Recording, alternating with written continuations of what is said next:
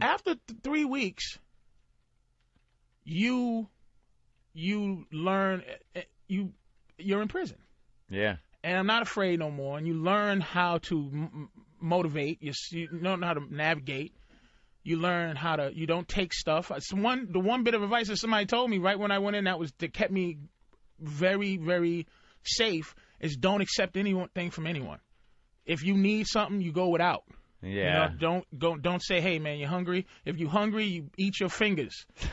Don't, because motherfucker go, here's a Snickers bar, and then they want their Snickers bar and a Milky Way tomorrow. Yeah. And it was this guy in there, and I was gonna get into beef because I had to. You just learn the rules of that shit. And there was this dude who had a woman's name, Shirley. And what Shirley used to do is give new people food.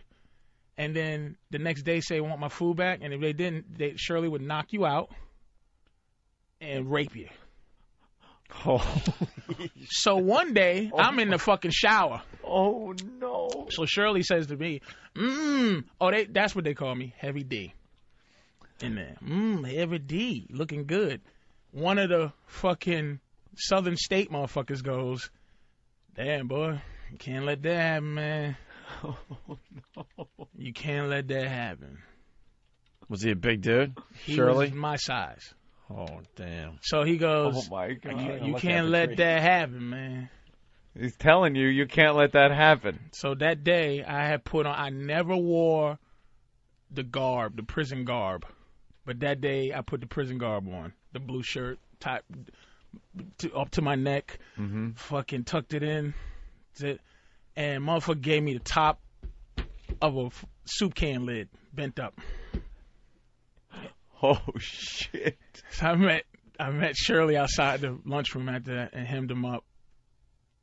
And that motherfucker said, I was playing.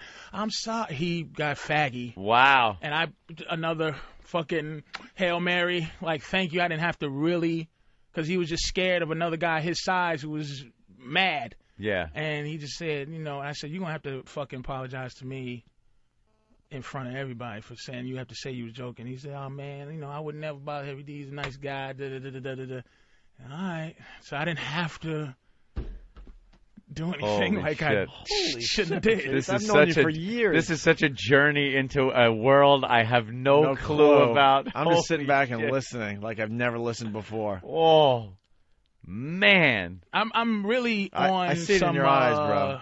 I see it in your eyes. You're ready to like almost break down. Dude, it's great. I mean, the fucking, And the reason I don't, because I'm in this business, history, man, it's a lot of fucking fear. It's a lot of fear. But yeah. My career. A lot of people have questions, but Bill in New Jersey has a pretty good question. Bill? Yeah, Patrice, I was wondering what happened with the baby burner. Yeah, we all want to know what happened with the baby burner. I don't know. I don't remember the baby burner, but why I was concerned about the baby is because it was relating to me. It was just like, I was like, is my thing is related to this baby burner that they wanted to kill. Right, now, right. you realize this is why I'm very easygoing in life. A lot of stuff I learned from there, that 2 months of being there. It's like there was going to be a fight one day because this guy was in there for 25 years. What the place I was called an assessment center.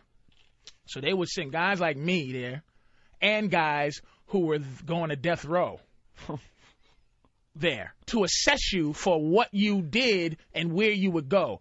Okay, you're going to stay here and do all your time here? Are you going to go to Walpole, Cedar Junction, Walpole, which is the baddest prison on the East Coast?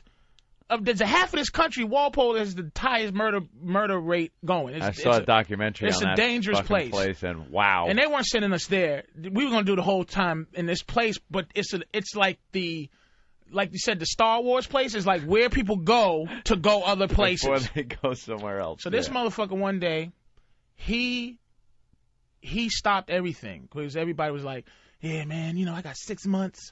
Yeah, man, I'm out of here in 3 months. And he turned the table over and said, I'm doing 25 motherfucking years. The next nigga who say he's doing less than that, I'm a motherfucking kill him. Oh, I'm scared. Yeah. So the baby burner it could have been a year plan. Because the motherfuckers I was talking to, the guys that took who took a liking to me, they were in there for years. Yeah. So if they decide to kill you, they kill you. On their time. Yeah, just kill them in February. Yeah, we got plenty of time. You know, so I don't know what happened. What happened to the guy that made the chick suck his dick? And that she originally said rape and then... Fuck! He got off like we should have. Because he had his trial in Stoughton. This bitch was doing transcontinental rape cases and shit. I'm in Boston. He's had a black judge who let him go with, like, the shit that should have happened. Like, bitch, get out of here. Gave him, like, probation just because it is what it is. And even though she's a hoe, that was more coerced sex than what you guys did. Yes.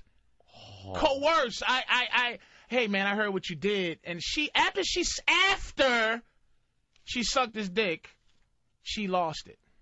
Which I can't blame. I mean, that's a lot of pressure on a bitch. I can't. That's the type of shit you go, oh, my God. I can't be, like, blackmail dick sucking for the rest of my fucking life. Blackmail in two ways, you know what I'm saying? I can't suck black dick and black male dick and blackmail, you know what I mean?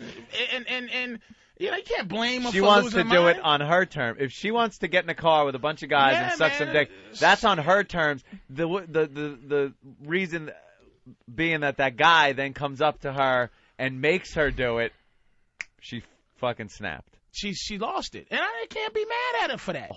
The only thing I'm bitter about is that it just, you know, it tarnished my mind. Mm-hmm. You know what I mean? It tarnished my mind.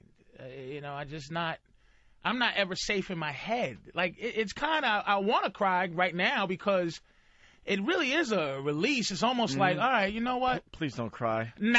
I've never hugged anyone as big as you. It's not there anymore. Like, it's not, it's just what it is. The emotion is actually...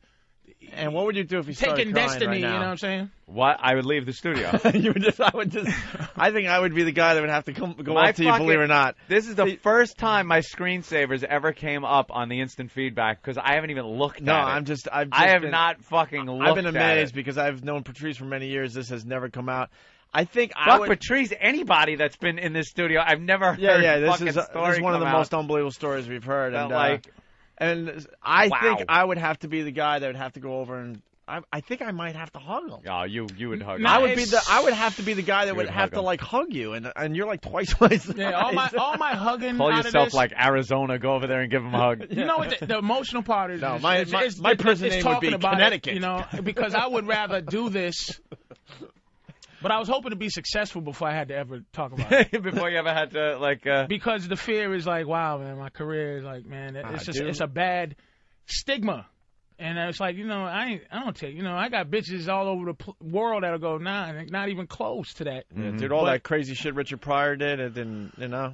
You know, it's like, you know, people, he's this and nah. It's like, nah, you know, that's fuel for motherfuckers who don't like me. It's like, that's cool.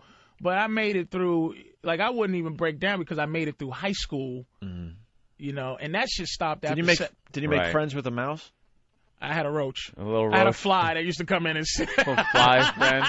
You know the Photoshop's going to go nuts with you and the Green Mile, bro. I'm sorry. No. In advance, I'm sorry, but you might want to check out Whackbag tonight. And the guy under the Photoshop none of these fucking section. Psychos, man. And don't worry about, you know, talking about it before, you know, your career is where you would like it to be. Because I didn't want it to come. I didn't want it to ever pop up.